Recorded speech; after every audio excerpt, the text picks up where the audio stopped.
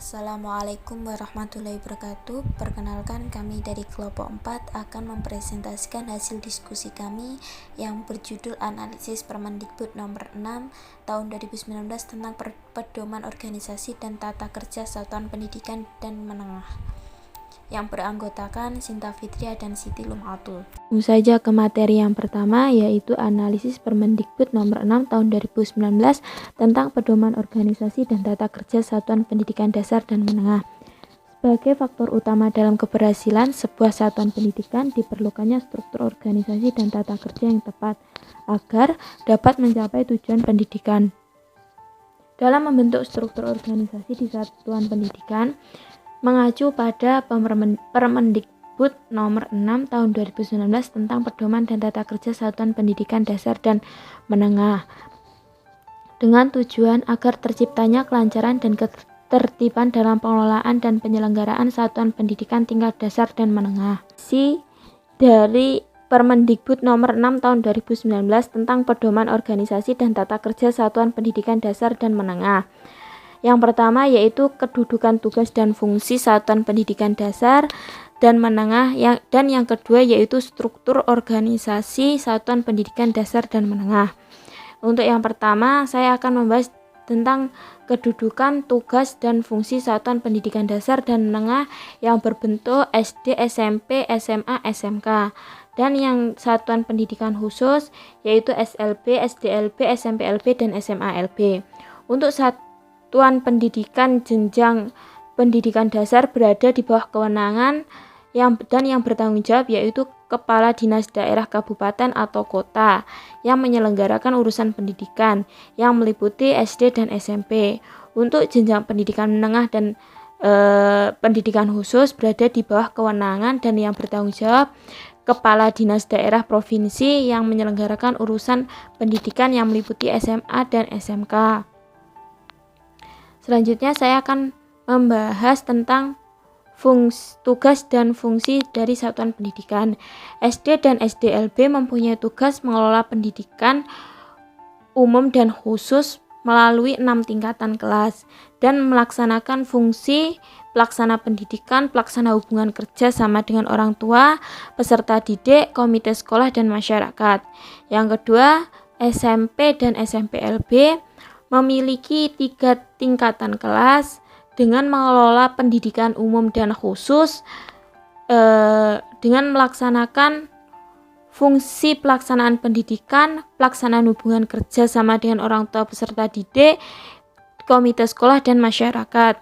Yang ketiga, SMA dan SMALB mempunyai 3 tingkatan kelas dengan mengelola pendidikan umum dan khusus dengan melaksanakan fungsi pelaksanaan pendidikan, pelaksanaan hubungan kerja sama dengan orang tua peserta didik, komite sekolah, dan masyarakat. Untuk yang keempat yaitu SMK. Untuk SMK mempunyai 3 atau 4 tingkatan kelas dalam melaksanakan fungsi pelaksanaan pendidikan, pengelolaan hasil praktek, pembelajaran, pelaksanaan hubungan kerja sama dengan orang tua peserta didik, masyarakat, komite sekolah, dunia usaha, dunia industri, atau asosiasi profesi. Yang terakhir yaitu SLB. SLB mempunyai tugas mengelola pendidikan dasar dan pendidikan menengah dalam melaksanakan fungsi pelaksanaan pendidikan, pelaksanaan hubungan kerjasama dengan wali murid, wali siswa maksudnya, komite sekolah dan masyarakat, dan pelaksanaan administrasi. Struktur organisasi satuan pendidikan dasar dan menengah yang dengan satuan pendidikan umum SD, SMP, SMA, dan SMK, dan untuk satuan pendidikan khusus yaitu SLB, SDLB, SMPLB, dan SMALB. Untuk struktur organisasi SD terdiri dari kepala, kelompok jabatan fungsional, dan kelompok jabatan pelaksana. Untuk susunan organisasi SMP terdiri dari kepala, wakil kepala, kelompok jabatan fungsional, dan kelompok jabatan pelaksana. Wakil kepala terdiri dari 3 orang dengan melaksanakan tugas bidang akademik, kesiswaan, hubungan masyarakat, sarana dan prasarana, dan administrasi. Yang ketiga yaitu susunan organisasi SMA dan SMK yang terdiri dari kepala, wakil kepala, subbagian tata usaha, dan kelompok jabatan fungsional. Wakil kepala untuk SMA dan SMK ini terdiri dari 4 orang, juga melaksanakan tugas kesiswaan, hubungan masyarakat, sarana dan prasarana, dan administrasi satuan pendidikan. Dan untuk satuan pendidikan umum ini juga memiliki jabatan fungsional yang terdiri dari guru dan pustakawan. Yang selanjutnya, struktur organisasi SLB memiliki kepala, wakil kepala, subbagian tata usaha, dan kelompok jabatan fungsional. Wakil kepala juga memiliki tiga wakil kepala yang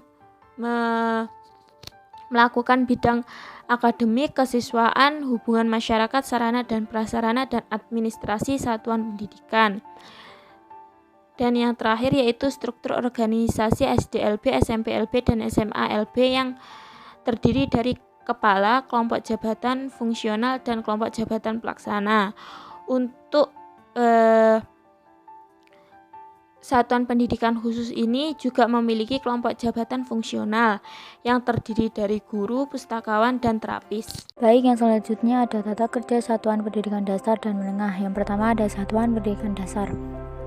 Pengelolaan satuan pendidikan di sekolah dasar merupakan unit yang paling bawah untuk melakukan suatu perencanaan program pendidikan disertai dengan pembuatan keputusan dan implementasinya secara komprehensif bagi pemenuhan kebutuhan pada satuan pendidikan.